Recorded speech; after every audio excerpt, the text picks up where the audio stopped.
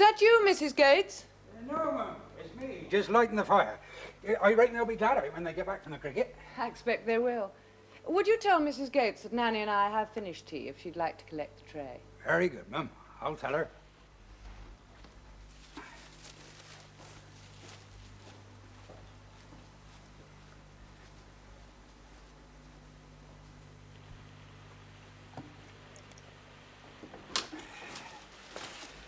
You can pick up Nanny's tray whenever you want. Right.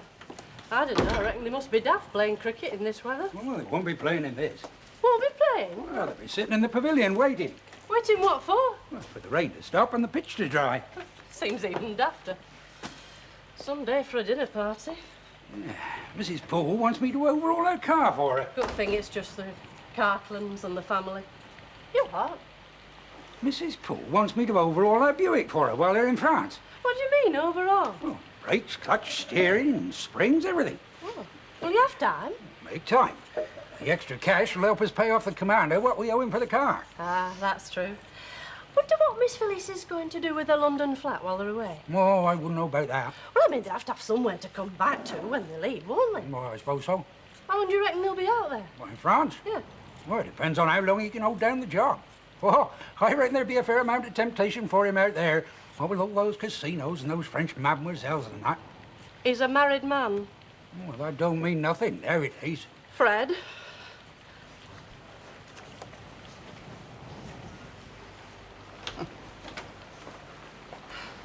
I hope they won't be long. They'll be absolutely soaked. Aye, they will that. See, look what I've found.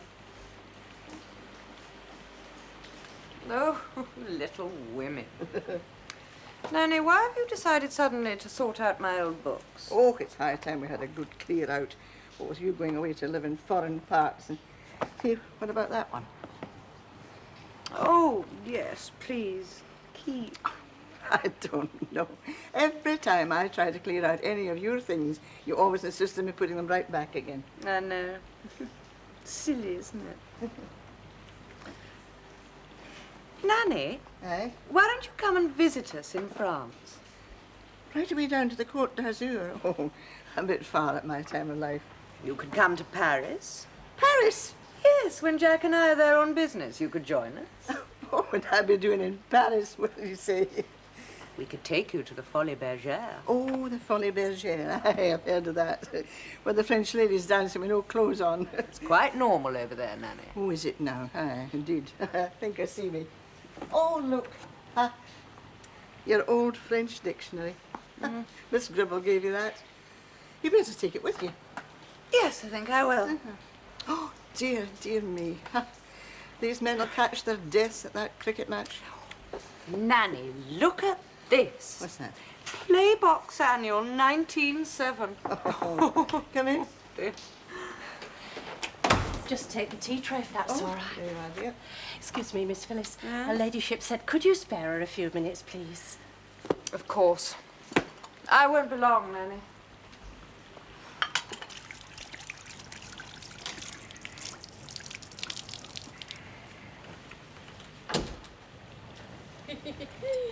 Hey, Nanny's been having a right old gossip with Miss Phyllis. Mrs. Poole. I reckon I'll get used to it one of these days. Just listen to that rain, Fred. I hope they're all right. Yeah. They're a long time at that cricket match, aren't they? Oh, 2 hours drive back from Durston. I wouldn't have stayed there all this time. Not on a day like this, anyway. Hey, I hope they haven't had a skid. Oh, I shouldn't think so. Don't you think you ought to go and look for them, Fred? I mean, now we've got our little Austin. Don't be silly. They've gone in 2 cars. If one of them's in any trouble, somebody would have rung up. Now, stop fussing, Eileen.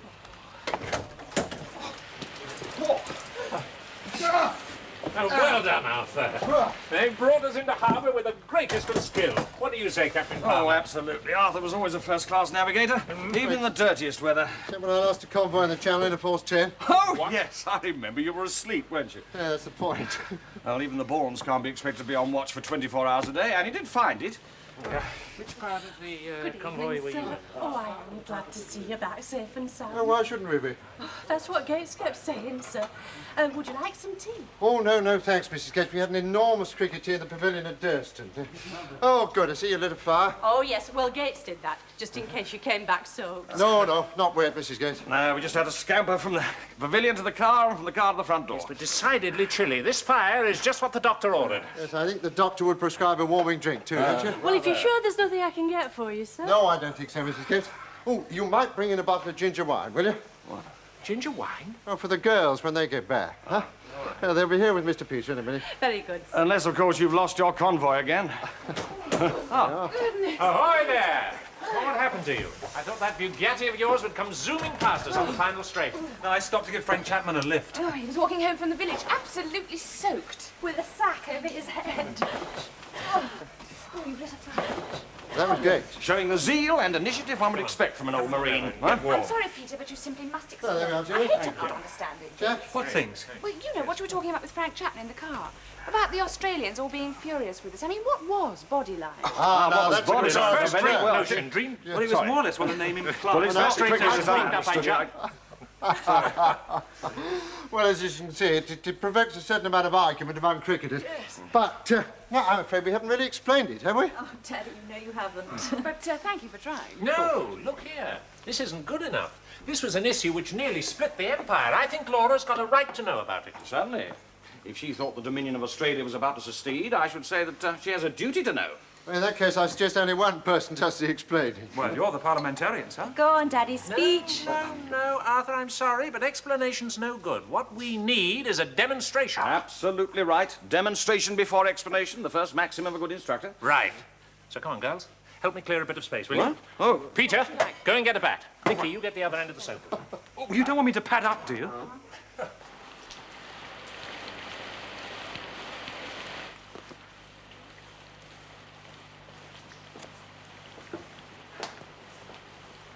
I was Lady Bourne.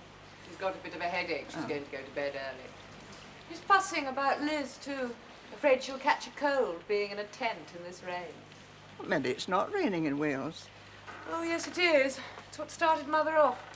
She heard a forecast on the wireless and said there was torrential rain all over the West Country. Oh, but Liz went off with plenty of warm clothing, waterproof too. Oh, she can take care of herself. She's a sensible lassie.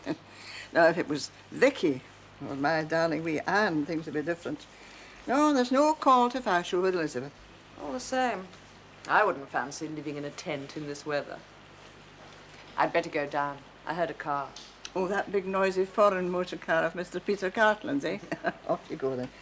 I'll be down in a minute to see if Annie needs any help with her dinner party tonight. Yeah, there's no call for you to be doing that, Fred. Mrs. Webb will be in later, 12. Why, in this weather? I wondered. Well, perhaps you could run down and fetch her in our little car. Ah, perhaps I could. What's that you got there, then? Ginger wine. The commander asked for it for the girls. He said they needed something to warm them up. Now, do you begin to see the point? Well, Mind you, your bowler's got to be accurate as well as fast. Otherwise, he's going to find himself clouted all over the offside. Why? Because we've only got 3 men over there, and one of them's in the slips. And that's why they call it leg theory. it's because there are 6 of us in the leg trap. Well, in point of fact, there are only 4, but well, we count as 1.5 each. Now then, assuming that your larwood or your vose know what they're about, and they do, this is how it works.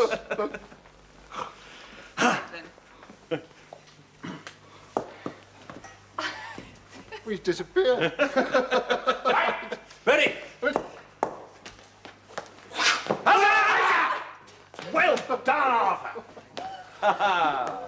And there you are, you see. Now, instead of bowling for a slip catch or at the wicket, you bowl at the man. Nobody wants to be hit by a cricket ball travelling at 90 miles per hour, so what does he do? He defends himself with his bat. Yeah, and he's caught by Arthur in the leg trap. Congratulations, Pooh. It's the finest demonstration I've seen since my gunnery instructor at Dartmouth fired at... Ah, well, that's another story. so you did go to the pub on the way back? Absolutely not, darling, I promise you. Nothing but sticky buns and tea in the pavilion. Then what do you think you're doing, all of you? Look at this room. Well, put it in a nutshell, rain may stop play at Durston, but never at Larkfield. I'm afraid it was my fault. I asked a question about cricket. Oh, my dear girl. Will you never learn? No, never. She'll be asking questions about bullfights soon. Oh, well, there's the ginger wine. Put it on the table, will you, Mrs. Gates? And then the girls can help themselves. Yes, it'll keep the chill of an English summer out of their bones. Huh? Well, Julian, I think we might adjourn, don't you? Need the bright young things to put the room straight. Well, it is one of the privileges of seniority. Well, my darlings, it looks as if that party's over. Let's all have Whiskey Max, and then we can put the room straight, shall we? Even those young things. Even the young ones.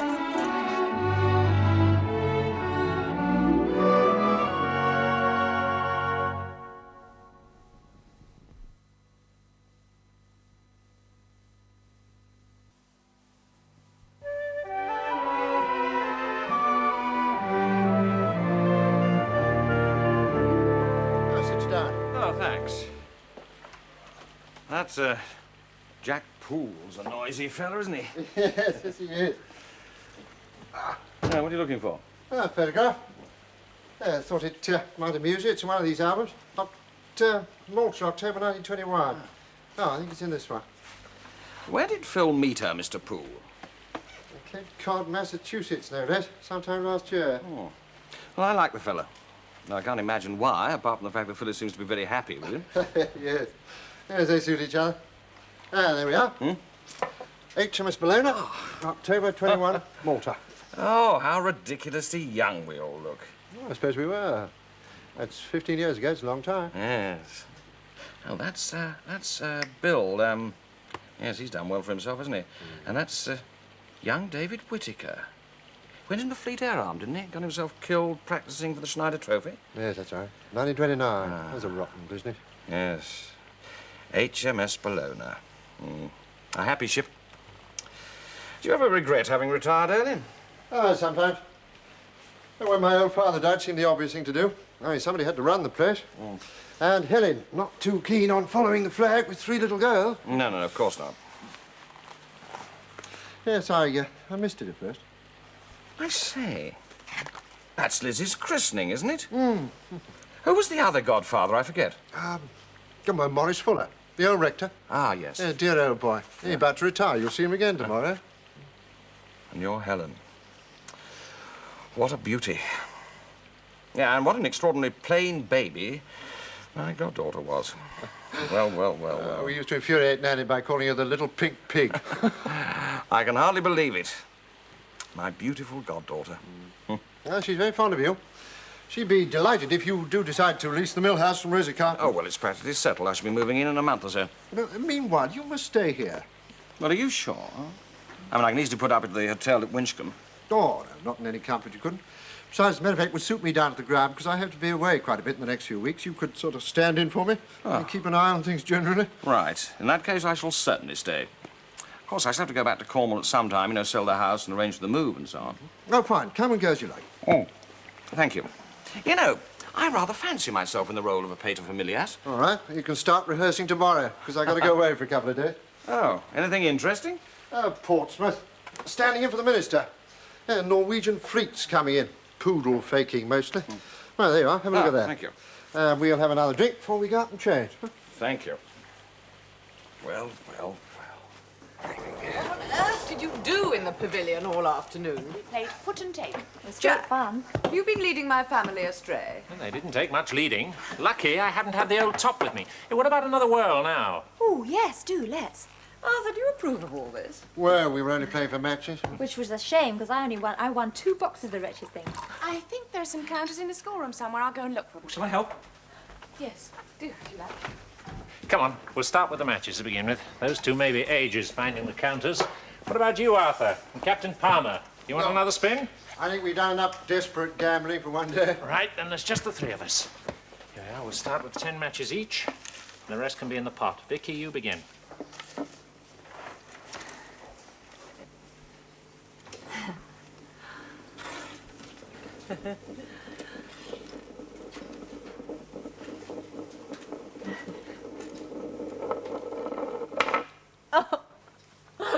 Extraordinary. What is it about the girl? She can't lose. Give it a spin, Phil. Game of pure chance. No skill required.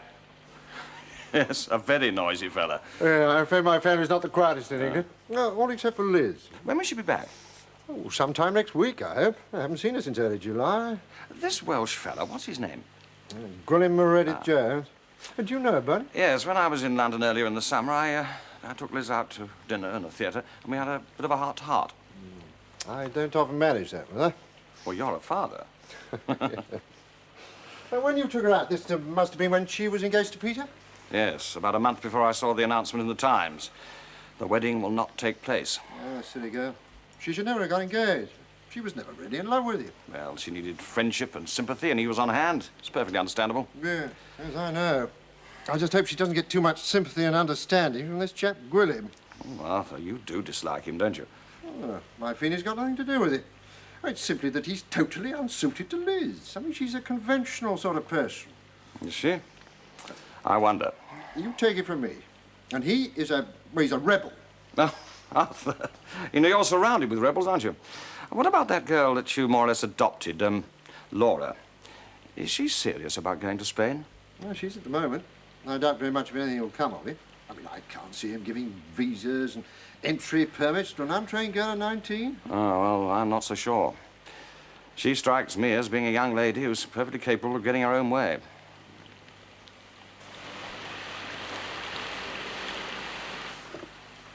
Those counters don't seem to be here after all. We better go down again. Laura, Yes? have you thought any more about it? About what? You know very well. About going to Spain? Yes, of course I've thought.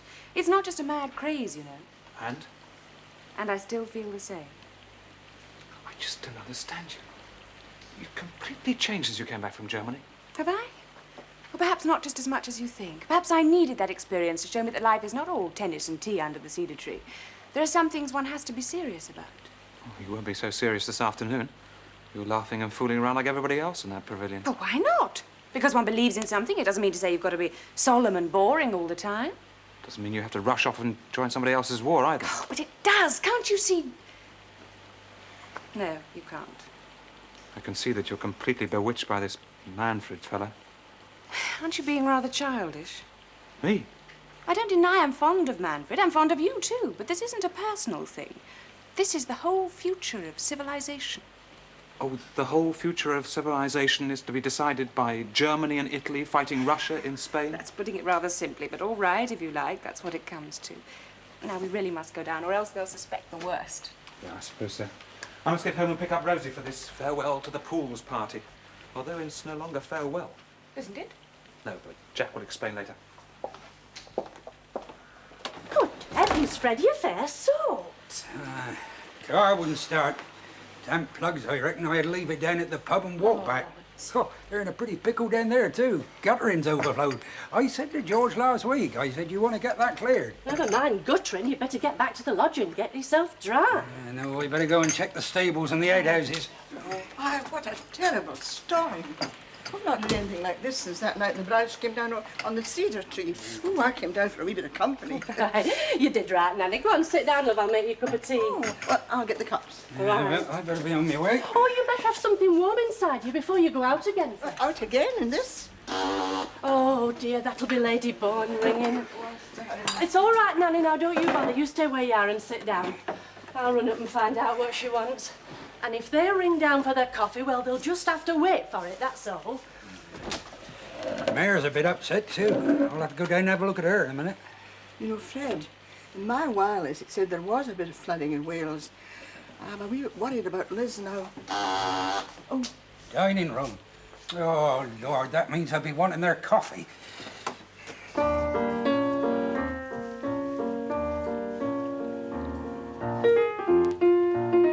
Wish I could play swing like that. Practice, sweetie. That's all it takes. You don't do enough of that nowadays, my girl. I know. 6 hours a day.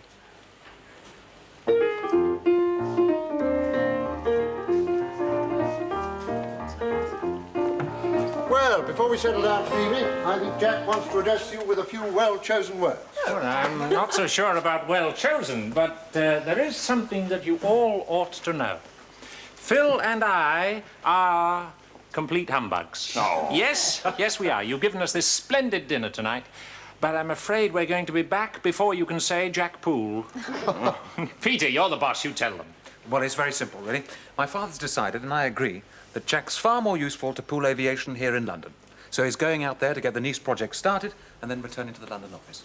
Oh. In fact, this is a dinner party of farewell and hail rather than hail and farewell. Yes. Assuming we can always get our airplane off the ground in this weather. Your poor goddaughter. On a dig. She must be up to her knees in mud. Yeah. We all warned her not to go. We said it wasn't her style. But she's loving it, every minute of it. We got a postcard from her this morning, didn't we, Vicky? Yes. Anyway, she's got Gwillem to keep her warm. And in this weather, rather her than me. Come on, Jack. Right. Oh, all right. We're going continental. Might as well start tonight. Oh, you speak of your love while you're down.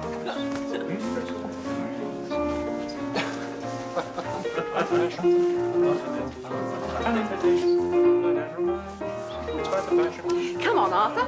Shall we try it? No, Rosie, I'd do anything for you, but I'm afraid the Continental's not my style. Perhaps Judith, would you? Well, I'm afraid I'm not an expert, but how can I refuse you, Mrs. Garth? Answer the call. I'm not an expert. Oh, good. Well, that's the continental.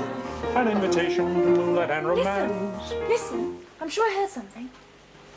It must have been the wind, darling. No, I'm sure it wasn't. We sound like a knock at the door. A knock at the door? I heard no knock at the door. Did you hear a knock at the door? Not a single rat-tat-tat-tat. Well, we'll soon see.